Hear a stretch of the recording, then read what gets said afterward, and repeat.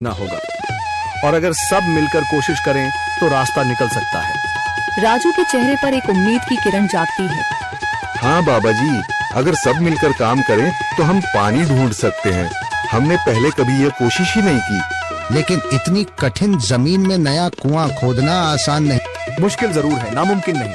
अगर हम मिलकर काम करें तो ये हो सकता है। राजू खड़ा हो जाता है, उसकी आंखों में एक नई रोशनी है। तो फिर हम कल से काम शुरू करेंगे।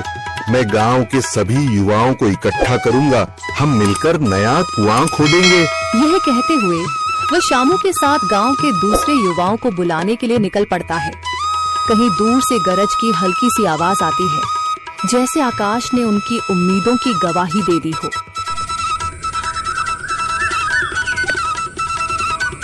अगली सुबह राजू और शामू गांव के युवाओं को इकट्ठा करने निकल पड़े। चौधरी महेश की हवेली के सामने एक भीड़ जमा है। बाबा जी, संदरी, गांव के कुछ बुजुर्ग और किसान सभी मौजूद हैं। हम हाथ पर हाथ रखकर नहीं बैठ सकते। अगर अल्लाह ने हमें हिम्मत दी है तो हमें खुद पानी के लिए मेहनत करनी होगी। हम एक नया कुआं खोदेंगे।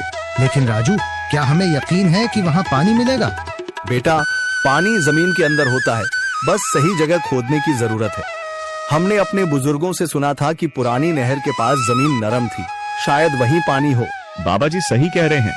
अगर तुम सब यह काम करने के लिए तैयार हो तो मैं अपने कुछ मजदूर भेज सकता हूँ। धन्यवाद चौधरी जी, लेकिन हम सब खुद भी मेहनत करेंगे। यह हमारे गांव के अस्तित्व की लड़ाई है। संदरी, जो अब तक चुप थी, आगे बढ़ती है। हम औरतें भी पीछे नहीं रहेंगी। हम पानी लाने की व्यवस्था करेंगी, खाना बनाएंगी, ताकि तुम सब आराम से काम कर सको। यही हिम्मत चाहिए थी संदर। पूरा गांव एक नई उम्मीद के साथ कुआं खोदने की तैयारी में जुट जाता है। दूसरी ओर कुआं खोदने का काम शुरू हो चुका है। राजू, शामू और दूसरे युवा बेलचे चलाने लगते हैं। मिट्टी बाहर निकाली जाने लगती है।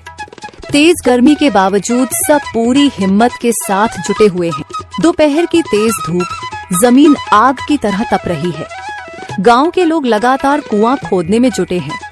हाथ छिलने लगे हैं, माथे से पसीना बह रहा है, मगर किसी ने हार नहीं मानी। महिलाएं पानी और सत्तू लेकर आती हैं ताकि पुरुषों को कुछ राहत मिले। हमें और गहराई तक जाना होगा। अब तक सिर्फ सूखी मिट्टी और पत्थर ही निकल रहे हैं। राजू, यह बहुत कठिन काम है। अगर हमें पानी न मिला। अल्लाह मेहनत करने वालों को कभी निराश नहीं करता बेटा। तुम सब अपनी कोशिश जारी रखो, पानी जरूर निकलेगा। हिम्मत मत हारो। अगर अब रुक गए तो फिर कभी पानी नहीं मिलेगा। सभी फिर से जोश में आकर काम में जुट जाते हैं, मगर सूरज की तपिश बढ़ती जा रही है और कई लोगों की सांसें तेज चलने लगती हैं। तभी एक तरफ से रामलाल और उसके आदमी हंसते हुए आते हैं। अरे भाई, तुम्हें लगता है कि जमीन तुम पर रहम करेगी? हाँ हाँ, ना समझ लोग, ये सब बेकार की मेहनत है। रामलाल, हमारा हौसला मत तोड़ो। अगर तुम मदद नहीं कर सकते तो कम से कम मजाक भी मत उड़ाओ। मदद? हाँ, मैं अपने कुएं का पानी बेच सकता हूँ, मगर मुफ्त में नहीं दूंगा। राजू सब अनसुना कर फिर काम में लग जाता है। शाम होने लगती है, लेकिन अभी तक पानी का नामो निशान नहीं। कुछ लोग मायूस होकर पीछे हटने लगते हैं। राजू, शायद रामलाल सही कह रहा है, यह सब बेकार है। नहीं शामू, हमें हार नहीं माननी। अगर आज हार गए तो फिर कभी हिम्मत नहीं कर पाएंगे।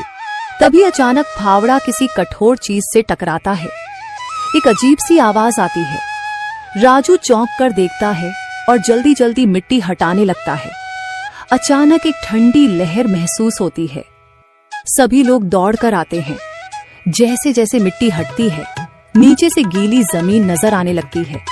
सब हैरान रह जाते हैं। सुभान अल्लाह, मैंने कहा था ना, अल्लाह हमारी मेहनत को जाया नहीं करेगा। राजू और बाकी सभी जोर लगाते हैं। कुछ ही पलों बाद अचानक मिट्टी के नीचे से पानी की एक छोटी सी धारा फूट पड़ती है। गांव वाले खुशी से चिल्ला उठते हैं। पानी पानी निकल आया। यह अल्लाह की कुदरत है रामलाल, जिस पर तुम्हें यकीन नहीं था। पूरा गांव आनंद से झूम उठता है। लोग एक दूसरे को बधाइयां देते हैं। औरतें दुआ करने लगती हैं। कुछ दिन बीत चुके हैं। गांव वाले नए कुएं से पानी भर रहे हैं, खेतों को सींच रहे हैं और जिंदगी फिर से पटरी पर लौट रही है। मगर रामलाल अब भी अपनी